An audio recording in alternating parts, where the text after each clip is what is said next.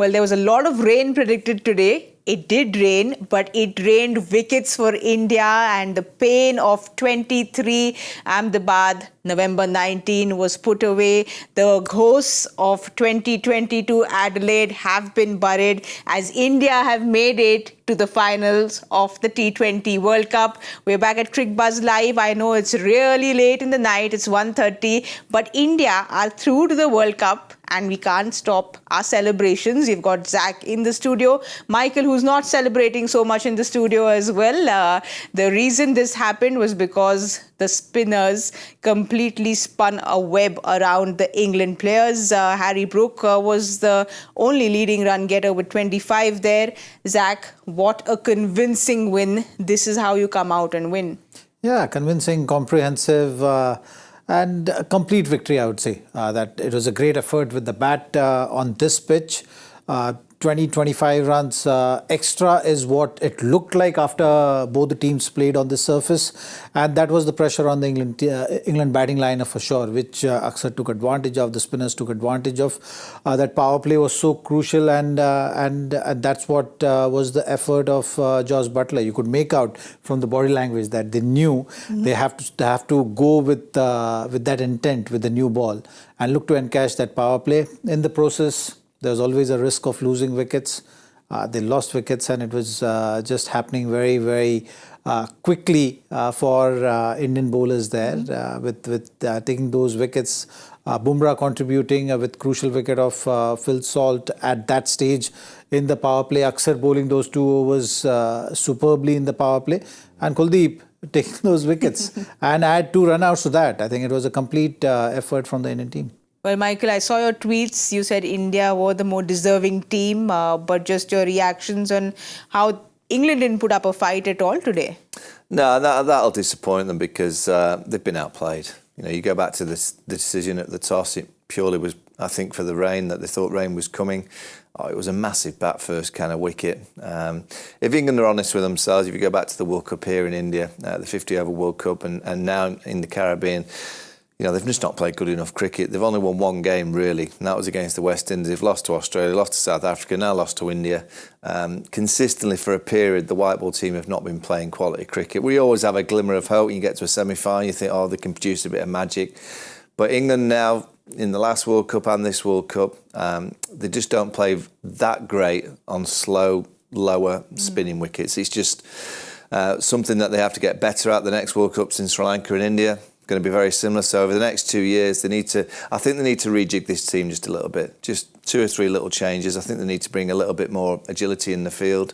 I think they need to find a little bit of something to match with Adil Rashid, and maybe a seam bowler. That we don't seem to have any seam bowlers that can bowl the slow balls like a Ashdeep Singh or a Jasprit Bumrah. You know, those slow balls that completely deceive the batter. We have good slow balls, but I don't think we have the slow balls that some of the Indian seamers have. So, yeah, a little bit of work to do for England, but completely beaten by the better team. No complaints.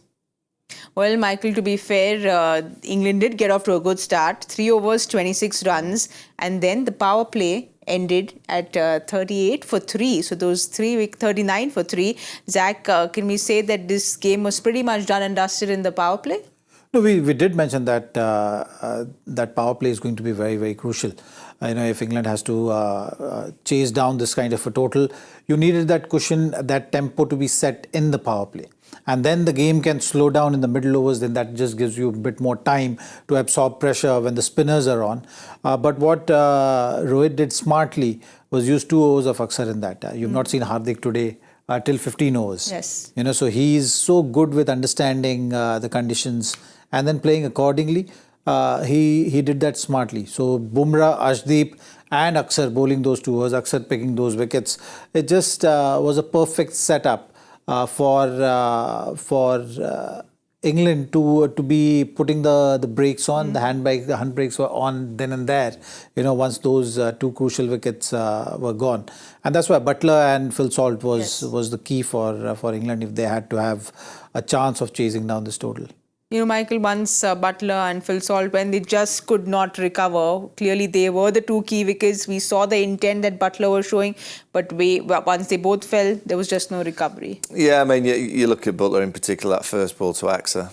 You know, England were 26 for naught, just starting to fly a little bit, 3-4s in the previous over, and I think, come on, carry on, do it again in the next 3 overs, get to 50 for naught, and England have a chance. But the reverse sweep did for Buttler, and then the next over it was full salt, nice slow ball, the slow balls that I talked about, Jasprit, Bumrah, and then obviously Johnny Bairstow. Johnny Bairstow's he's not playing anywhere near the Johnny Bairstow that we've loved over many years. Just one straight through the gate. Nice little slider from Axar Patel. And then there was a bit of chaos when Kuldeep came into the attack. I mean, he spun one past, I think it was Moeen Ali's outside edge. It spun this much, and all of a sudden that straight ball became such a big threat. Moeen was stumped. Sam Curran, afraid he didn't pick that one. Completely bamboozled. But India are an outstanding team. When you get them in these conditions, and in most conditions they're high class. And the two teams that have made the final, let's be brutally honest, South Africa and India, they've probably had the hardest of the draw because they've had to go to America, adapt to those conditions in America, then come to the Caribbean, adapt to the pitches here in the Caribbean, and both teams have adapted better than any of the teams. So the best two teams, I wouldn't say by a country mile, because Afghanistan have done well and England have done okay at times and Australia have done okay at times, but by a good distance, I think India and South Africa in this World Cup have been better than the rest. Michael, you said it in today's game, Axar came in the first ball and got that wicket, and that kind of set the tone for that innings, which is why he is our achiever of the day, powered by College Dekho. Banayenge India ka kal. Zach, 4 overs, 23, those 3 wickets and 10 dot balls. But just the way he came, got that wicket in the first ball and then got the crucial wickets. Also, this whole match-up thing, left armer not getting left hand batters out, has been thrown out of the window today by Axar. Well, I think terrific effort by him. Not just in this game, I think the whole tournament he's been superb for the team, doing the job to perfection. Bowling these tough overs, I think bowling in power play for a spinner is not that easy. And that too, usually we've seen the spinners, if they're bowling in the power play, they're usually bowling that first, second, third over, isn't it? Rohit is bringing him on third, fourth over sometimes, and then today he bowled fourth and sixth over. So bowling those tough overs and really high on confidence. High on confidence, enjoying the responsibility which is put on him, and delivering for the team. Even today, you look at that wicket of Jos Buttler. The timing of that was so crucial, isn't it? Because Jos Buttler was looking to be aggressive in that opening partnership, was not afraid of using his feet, and he's their best player of spin bowling. So that matchup was something which was very important. It worked in Axar's favour. Johnny Bairstow also getting out very cheaply. So perfect day for Axar. You know, Michael, Axar is someone who plans and kind of goes and executes those plans. We've seen it in the IPL. He comes, bats up, he's been getting the runs. That's rubbing off on his bowling, the confidence. Do you think he is India's best all-rounder right now? Well, you know, he's competing with Hardik Pandya. He's got obviously Ravi Jadeja as well. I think that's where the engine room is for India, that all-rounder kind of trio. He's a wonderful bowler. He's got all the experience. He bats well, good in the field. He's got the know-how of when to bowl that slider to the right-handers. You know, he gets a bit of revolutions on. As soon as you see it spin as a right-hander, you kind of cover that off stump, and then he slides one in either to get your LBW or through the gate, as Johnny Bairstow found today. He's been a quality player for India for a few years, but he's kind of always snuck under the radar. You know, he doesn't get the headlines, he doesn't get spoken about too often, but he very rarely lets India down. He's always there or thereabouts with a wicket, a run out, a catch, a few runs, a couple of sixes. He's very dependable for the skipper. You know, like Michael said, Zach, even the previous match, he caught that Spider-Man catch at the boundary line. Yeah. So clearly contributing when it's necessary, Axar. Yeah, contributing in all the departments. Yes. You know, that's something which he's done. He's been used as a floater as well. Like how England used that Sam Curran today, pushed up the order. We've seen Axar also used in that fashion. Been very consistent with the bat also, and I think you know, here sometimes all the thought process and everything goes unnoticed. But in Axar's case, you know, leading up to the World Cup, it was actually, there was a big debate whether he should be there, he should not be there. What is the thought process behind bringing 2 left-arm spinners? But it was a very clear-cut thought process which has worked brilliantly for Indian team. They've created they've created that depth in the batting order as well. I think that's where the discussion had started. That the impact sub rule allows you to go freely at the top and put bowlers under pressure. And if India has to take that kind of approach in this World Cup, then how do you create that? And the answer was Akshar, and he's not disappointed anyone. Well, Zach said it. The answer was Akshar. He hasn't disappointed at all, which is why he was our achiever of the day. If you want the right career advice, then visit collegedekho.com. Banayenge India ka kal. From one left armour now to the other, who managed to choke the England batters. Kuldeep was very impressive again. He manages to just do it all the time, Michael. He comes and bowls those attacking lengths and he picks up the wickets all the time. Yeah, and again, India have managed him beautifully in this World Cup. Didn't use him in America. And have just gradually got the wickets that are conducive to any spinner, but in particular someone that's bowling so well in Kuldeep Yadav. He had a great time of it when he played in the IPL. He's played obviously fantastic for India in Test match cricket. He's just getting it through the air quicker. He's still getting the same amount of revolutions, and it just gives a less amount of time to see the ball. If he's just, 2 or 3 years ago, you used to toss them up in the air, and you got all the time in the world to see the revolutions. If you didn't pick it out of the hand, you could see the revolutions. Whereas now he's getting it down there quicker, and if you've not picked it out of the hand, it's that much difficult to kind of just see the revolutions because it's hitting you before you've got the time to do so. So yeah, he's a quality bowler, real high class. He looks a great guy to have in the team as well. You can see he's full of energy, full of confidence, which is the main thing for him. And yeah, he's a very, very difficult bowler to step hit. I think in T20 cricket, if you've got spinners that you can step hit, you know which way it's spinning. You can get them for 3 or 4 sixes in an over when you start to get in. When you've got people like Kuldeep, it's very difficult to step him. But like Adil Rashid doesn't get step hit that often because no one's really that sure which way it's going to be spinning. And Kuldeep's up there with the best in terms of T20 cricket, bamboozling most players around the world, particularly when he gets a pitch like Guyana, which had plenty for him. Zach, Harry Brook had no clue what that ball was because he completely bamboozled him today. And Kuldeep just does that. He's spoken about bowling those attacking lengths, and that's something he did again and managed to get Harry Brook. Yeah, he's a wicket taker, and that's something which he approaches the game with. That's something which the team also has given him enough freedom and confidence for him to play that kind of a role for the team, and it's just showing like that. Obviously the pitch is assisting, so that just gives you that bit of edge when you are having the ball in hand. But he's someone who has been consistent since the time he was injured with his knee and stuff, and for last 1.5 year, he's been terrific with the confidence, with the contributions, and been working really hard on his game. So it's going to be a key factor in that bowling lineup comes the big day.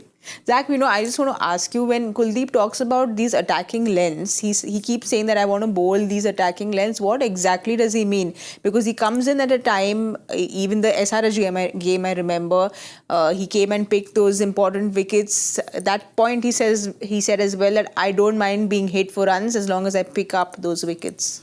Well, I think it's also linked with the situational awareness. It's also linked with what the batters are looking to do. And it's linked with the basic thought of what is my option to take wicket in any situation. So if someone is going hard at you, at times the option is to flight the delivery along the tram line and, take the ball away from him if he's a left-hander, and then, looking to commit that mistake from the batter. At times it's attacking the stumps. So that is something which has been working for Kuldeep, and bring in all his variations. You've seen him bowl that googly also very well. You've seen him turn the ball. You've seen him bowl those top spinners. So that's basic thought of a bowler. When you're saying that you want to be aggressive, you want to be giving yourself the best chance of picking wickets, even if batters are going after you. You're not really giving emphasis on getting through your overs, just being economical. So these are the basic parameters which you kind of set for yourself, and you go in the game with that kind of a thought process and thinking, and then let the game unfold and see where you are standing end of every game. And it has resulted in him taking those wickets at different stages. You've seen it in IPL also. You know, he's played on some surfaces which was not easy. It was high-scoring games, but he managed to change the situation for his team by taking those wickets. You know, Michael, the Indian bowlers managed to do what the English bowlers couldn't do is, put on the brakes for the batters and add that pressure and get those wickets. They kept chipping away with the wickets. Bumrah got those 2 and then Akshar got 3, Kuldeep got 3. So every time one wicket fell, they managed to get wickets in packs. Yeah, I mean, I always felt at the halfway house that India had far too many. I think it was a 140 pitch. There was plenty there for England's bowlers. They just didn't have the kind of skill levels that we see from the Indian attack. I mean, the spin department for India is high class. It's world class. England have obviously Yadav Rashid, who's right in that top category. Other than that, they kind of have decent spinners, but not in the world class category. And with the pace, I thought England's pace bowlers today were poor. I think I mentioned at the halfway, Sam Curran and Chris Jordan went for 62 in 5 on a pitch that you could see that the seamers were hard to hit. You have to do is bowl those slower balls, but your slower balls have to be well-disguised slower balls. If they're just out the front of the hand, these batters see it so early, they'll just, as Hardik Pandya did a couple of times, just hit you for a 6 down the ground. So I do think that's where England do need to improve. They need to improve the batting on these kind of wickets, and they need to improve their skill levels with the ball, particularly the seamers. They need to kind of get better at bowling and disguising the slower balls on surfaces that we're going to see many, many times over the next 10, 15 years. It's not this group that'll take it forward, but English cricket historically have always struggled on these kind of surfaces. So, just got to try and get better. But Zach, how impressed were you with the way Rohit kind of rotated his bowlers, because he clearly had a plan and executed that plan? No, he's phenomenal with that. We've seen it over the years now. He's got the pulse. He catches the pulse of the game very nicely. And that is something which he did today as well. The fact that I was mentioning earlier, Hardik was used straight in the 15th over, 16th over. So he was smart with knowing that, okay, today's pitch, spinners are going to come into play. So let's get the spinners early in the game. Akshar he's been using in the power play. But his pattern up front has become a little more aggressive than what he has been so far. He used to hold Bumrah back maybe 3 overs after the power play. This World Cup, he's been using him up front with the new ball 1 over, and then to finish the power play and then setting the game up that way, which has become a huge advantage. And also today, he knew that Jadeja also will come into play later, and 10 or 12 overs also of spin is possible to be squeezed in on this surface and to create that pressure to get the dot balls in. So he was spot on with all those changes. Wickets were falling, so that just aided his thought process, and he just continued with that. But generally, he's got a good feel of the game. Like you said, the wickets kept falling. Michael, I think only Brook and Buttler were the 2 people who showed some substance in that batting card. Were you disappointed with some of the shot selection? Johnny Bairstow, for instance, a little reckless, do you think? Yeah, I mean, it's a bit of a grim scorecard. Harry Brook showed a huge amount of talent. He's the future of this England white ball team, with the likes of Will Jacks, a guy called Jamie Smith at Surrey. Buttler was the key. I mean, Joss is such a good player that if he could have batted 6 or 7 more overs, who knows, England may have got close to the target. But when you're looking at Moeen Ali 8 from 10, Johnny Bairstow out for 0, a bit of confusion with the running between the wickets. It kind of always is the story when you're seeing run-outs and you're seeing a little bit of, the pointing of the finger of why didn't you run, Jofra Archer and Liam Livingstone.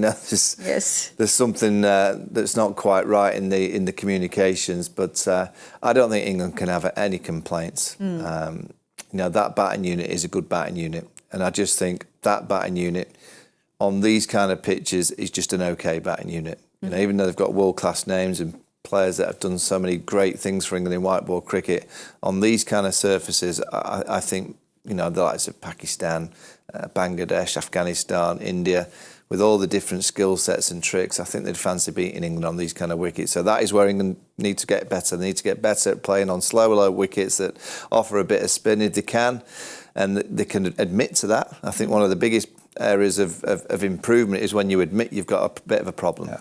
If you admit it and you can accept, I think English cricket have got the skills and they've got the coaches to be able to produce players to play on these kind of pitches. But if we just say, oh no, we got to a semi-final, we've done okay, you're not really being honest to yourself. So they've just got to get better at playing on those wickets. Well, Michael, post the game, Buttler had something like that to say as well. Let's have a look at what Buttler said. India outplayed us. We let them get 20-25 runs too many on a challenging surface. With the rain, didn't think it would change so much. Don't think it did. They bowled better. In hindsight, should have bowled more in the way the spin was playing. They had an above par total and it was always a tough chase. You agree with the Moeen bit, Michael? Yeah, I mean, I guess so. I mean, I'll throw another name in if they had their selection again. Tom Hartley, left arm spin. When you've got Liam Livingstone who can bowl leg spin and off spin, would Moeen Ali have made a big difference? Maybe a little difference, but somewhere I look at Jadeja, Aksa Patel, Maharaj. A lot of the real quality white ball teams at the minute have a quality left arm spinner. So that might be one of the areas where England can improve slightly in the future is by picking a Tom Hartley and giving him a run of games in white ball cricket, because I think we're seeing a trend. We saw it in the 50 over World Cup. A lot of the teams that did well had a real quality left arm spinner. So I think England need to look to Tom Hartley. He's not going to suddenly make England into a great team on these kind of pitches, but over time I think he can be quite a good bowler for England in white ball cricket. Zach, Michael and we've spoken about this, but for England, on paper, they looked like such a devastating side. But when they kind of come to play, they've not always been the side that they've been on paper. What do you think has gone wrong in this campaign, and what do you think has gone right for them this campaign? No, I completely agree with Wani here about the skill set and the progression is something which they need to look at. There is no doubt about that. You look at the conditions, you look at your individuals which you're going to back, or the kind of cricket which you want to play. And if the cricket is going to be, the key tournaments are going to be in these conditions, then you need the team to be able to deal with that. If you're thinking of winning that tournament. So that's how the thought process goes. England generally in white ball cricket, they've been wanting to be aggressive. They've been very clear since 2015, isn't it? After that World Cup, they made that conscious effort of this is the brand of cricket which we want to play, and then rest of the things followed. I think when you're looking at that team now, that balance is tilted heavily in favor of batting. Maybe with the bowling options, yes, Jofra has not been available for a while. But in terms of the bowlers and having that kind of a skill set, which is going to make them more prominent and effective at this level, is something which is missing. Like Chris Jordan is a great example of that. He's someone who you've been backing for a long time, but his numbers against big teams or in crunch games or in crucial moments are not that great.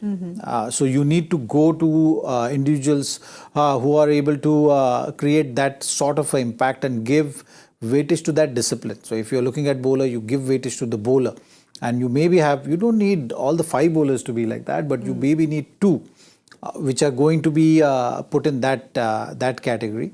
And that is something which is missing. So what's happening as a result, you are completely dependent on batters having a great day. You look at England's victories right now in the recent past, it's all linked to the batters or individuals scoring those big runs. Jos Buttler having a great innings, or Johnny Bairstow having a great knock, or Phil Salt scoring that crazy 100 in West Indies. You are able to do that. You're winning, you're catching games with bat. And you are kind of somehow managing with the ball. I think that balance needs to be 50-50 for them to now take things forward from here. Michael, you agree with Zach? What are the learnings for England? And do you think there's been too much pressure on Jos Buttler, the captain? No, I mean, you're captain in your country. It's pressure. You've got to accept that. I just don't think they have the players. I mean, I just don't think they have the skill sets required to play on these kind of wickets. Again, you look where England have won the World Cup in England in 2019 in our own backyard, the last T20 World Cup in Australia. So pretty much wickets that the ball's coming on, and that's pretty much where England have always played high-class cricket, and particularly in the last 7 years, they've dominated in white ball cricket, but particularly when the ball's been coming onto the bat. I think there's still a very, very destructive team. You look at what they did to the West Indies in St. Lucia under the lights, the ball's coming onto the bat, chased it down in 16 overs. You know, so they're still a formidable side when you get in those. So if the World Cup was in South Africa, yes, I think England have got a perfect team to go and play in South Africa, in Australia and back home in the UK. But in Asia, I just think the skill sets aren't quite there to be really, really competitive and to trust your skill under pressure. And that's the key. When you get to a semi-final, can you really trust your skill sets? And I think by the decision that Joss made at the toss today, he was hoping that the rain played a factor. I think he was thinking, well, it's a dry pitch, but if the rain comes in and it's a reduced game, we might just nick it at the back end. You know, if you look at some of the decisions that they made in the 50-over World Cup here in India, again, it was a little bit like that. They came to Mumbai, it was boiling hot in an afternoon, and they kind of thought, oh, you know, can we restrict South Africa to something? The conditions will get better later on. They didn't back the skill set in the afternoon to go and blast 360, 370 and take South Africa out of the equation. So just for a short while now, they've been making some decisions that haven't been quite right. When they were a quality team playing in England and in Australia, they didn't really care about batting first, batting second. They just knew they had the skills to be able to bat first or bat second. At the minute, I just think they're always trying to get a heads up in terms of decisions at the toss, which is a bit of a sign that they're a little bit low in confidence in terms of skills in these conditions. You know, Michael, I think before the tournament started, you all presumed that England would get to the semis. Yeah. But do you think this was that step that Buttler should have kind of maybe stepped up or done something different on the big day? Or do you think it's not correct to blame just one person? No, I mean, I look at England, they started the tournament poor. You know, against Scotland in that first game, they weren't really at the races, didn't play Reece Topley, played Australia, got hammered by them, didn't play Reece Topley. So it's taken them 2 games to get to the right team in terms of bowling attack. You know, if you only win one game against what you call the better teams, the bigger teams, you don't deserve to make the final. They've won one game against the West Indies, so yeah, they'll have no complaints. Yes, they'll have no complaints. But it's English cricket, and we were just thinking, oh, today, you know, we beat India 2 years ago in a semi-final. It'll happen today, but not on a pitch like that. England are a long way short of competing on pitches like that. Well, let's have a look at what Rohit Sharma had to say post the match. There was massive backing of Virat Kohli. He said, we understand Kohli's class. Form is never a problem when you've played for 15 years, probably saving for the final. The intent is there. We've been calm as a team. Today we were steady and didn't panic. Zach? Perfect. Perfect submission. I think, you know, and we were also thinking like that, isn't it? That 171 is going to be enough on this pitch. It makes me laugh at Indian cricket. I mean, you've just won a semi-final, you've played great, and the question he gets asked is about Virat Kohli. Well, I think that's how much everyone wants to watch Virat fire. Yeah. You know that. But like Rohit said, he's saving it up for the final. So fingers crossed for all Indian fans across the world because that's the only thing left for this big. Well, you look at the two finalists. Okay, they've not dropped a game in this tournament. Yeah, right. Been quality. And you look at the top run scorers. This tournament has been like that. It's not that everyone have been scoring in this tournament. You know, the pitches have been challenging. You had to find a way of figuring things out, and you know, maybe every batter has had 2 or 3 innings. That's all. You know, usually you have a tournament like World Cup. Batters in form, they're just continuing with the run scoring, and you'll see these big numbers. But this tournament has not produced that. I think both the sides, you've not. What's the highest total which is got by an individual? It might be just around 300 or less. Yes. And how many games they've played? They played about 6-7 games. So I think, you know, that's not the number which you're looking at. You could have easily had, you know, a lot of batters. If it's a typical. I don't think has it been 100? Has it been an individual? 98 Puran got out, I don't think. So there's not been 100. When you go back to the IPL, there were so many hundreds. They were handing them out every week, every game. Well, we have seen quite a few hat tricks, not hundreds, but quite a few hat tricks this World Cup. But going back to that quote, Michael, we spoke about how Rashid, you had spoken about it this morning, that staying calm is very important, and I guess that's the most important thing on big days, and that's what Rohit said, is we managed to stay calm. So that, I guess, is the key to a big day. Yeah, I mean, and if they're calm on Saturday against South Africa in Barbados, a day game, I think they'll have enough. The last 2 or 3 years, India have been, with Australia, the best team in the world. They've made World Test Championship finals, World Cup here just in November, didn't quite get over the line, always there or thereabouts. If they just hold their nerve and just, as Zach says, just deliver the process, I'm pretty sure India will have enough on Saturday against South Africa. They've got, South Africa are a good team, but I just think India are a better team. Mm-hmm. Well, like you said, India seems to be the better team, and in spite of it being a super long day, the excitement for Indian fans doesn't die down, because India are through to the finals of the T20 World Cup. They will be playing South Africa. We now have both the finalists. South Africa beat Afghanistan earlier this morning, and India has gone past England to reach that final. So both these teams have gone unbeaten into the finals. So this will be rewriting history, because no team had won the T20 World Cup going unbeaten. And tomorrow, the next and the big game that happens on Saturday is India versus South Africa. And this just feels like such a relief, Zach, to see India there, because there were so many nerves, just the weight on the shoulder for Indian fans. You know how emotional Indian fans can be. So it just feels so good to see India there. And of course, South Africa and their history that they have with semi-finals. So it's just good to see both South Africa and India there. And like Michael said, the two deserving teams. Yeah, makes a perfect setting, isn't it? The winner this time is going to be undefeated through and through in their journey, which makes a perfect setting for the finals. Both these teams have been consistent in finding ways to win matches right throughout the tournament. Both these teams, when you're looking at on paper, they're very, very strong teams. India may be having that edge, having that experience. South Africa will be feeling that pressure at some stage in the game, no matter what, because this is their first finals. So that pressure is always going to be there. But for India, it's something which they've just seen in the 50-over World Cup. If you look at most of the guys from that team is also here. So that is going to be an advantage, because you know what to expect.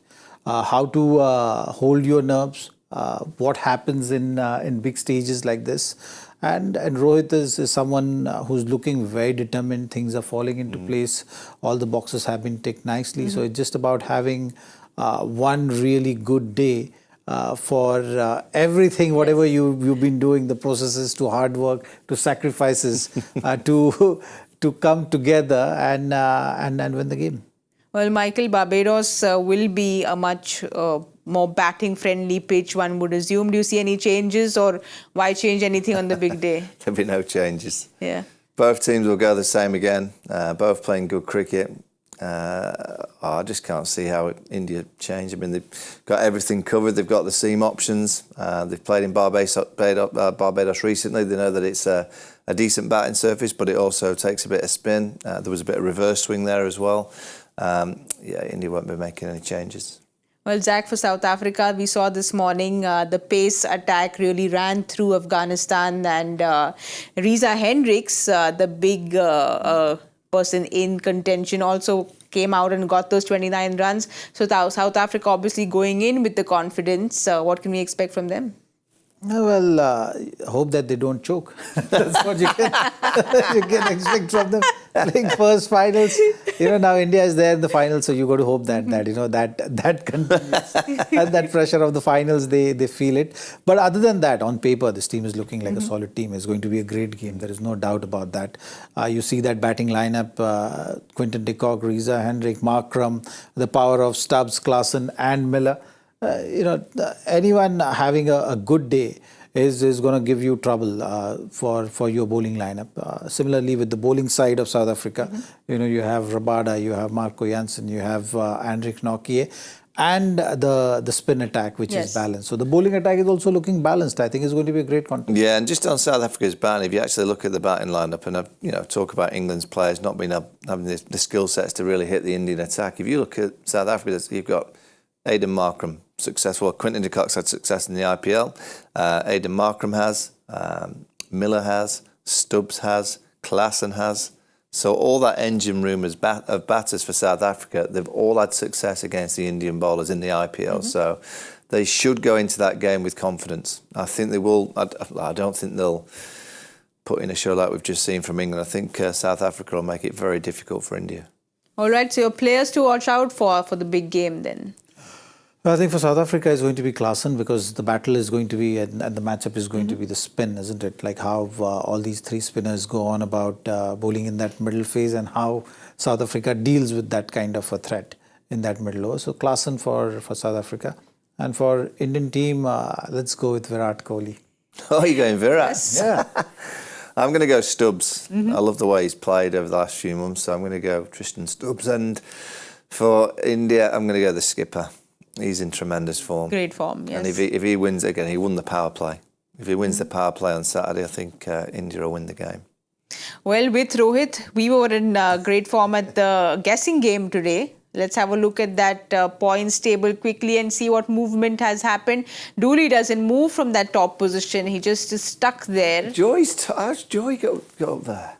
I think, and there was also a protest by Gaurav Kapoor, because this morning when he got his guesses in, we said that he'll get his guess in, but it wasn't taken by our producers. So yes, but all of us on the left-hand side in the top six, we will have to fight for Gaurav Kapoor's rights, because he was a very unhappy man. But that's how it is. Our producers are very strict, and rules are rules according to our producers. It's now that time of the night to answer Mr. Bhattacharya's question. Let's quickly have a look at it, see who got the answer. Two cricketers who made their test debuts against a team captained by Michael Vaughan played over 200 tests between them. Name both.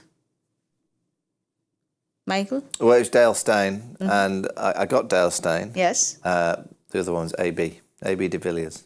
So let's see who... do you remember anything back from 2004, that game? We won the series. I think we won the series 2-1. I don't remember which game they both played in on debut. Maybe the Wanderers? December has to be South Africa. Though. Maybe Wanderers? Might have been the Wanderers game. Not too sure. Steyn definitely played in that game, so I'm guessing that de Villiers played in that game, yeah. Okay, let's see who's got the answers right and who got it the quickest. Let's have a look at it. Oh, we've got Dr. Ghosh who's got the answer right. Well done, Dr. Ghosh. Good to see you following Cricbuzz and answering our questions. It's always good to have new names come in. So thank you so much. And I have to thank both Michael and Zach for being here. It will be 24 hours almost. It's been 23 hours since we've been up and about. But I think cricket does this to us. I think for cricket fans, rain delays are not fun. But when you get to spend time with Zaheer Khan and Michael Vaughan, why would I complain? So thank you so much for making this day so eventful. Can't wait for the finals. Yeah, tomorrow. it's going to be a good day. Saturday. Oh, tomorrow. Yeah. Yes. It's already Friday now. Saturday. Oh, yeah, tomorrow. Yeah, you're right. Time's ticking by. Thank you, Zach, for that. Michael, I think we let you go and get some rest, which Thank you we very need. much. Thank you, Zach. We'll be seeing you tomorrow.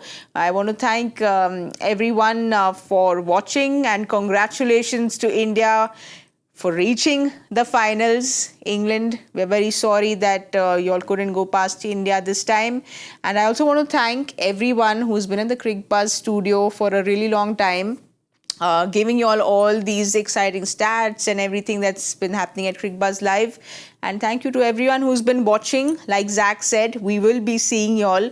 I don't want the confusion. It's Saturday and we'll see you all at 7 p.m. because it's half an hour earlier. So don't forget to join us. Put that reminder because it's half an hour earlier and you all don't want to miss out because it's going to be a very exciting show. So thank you so much for spending the day with us. We will see you on Saturday.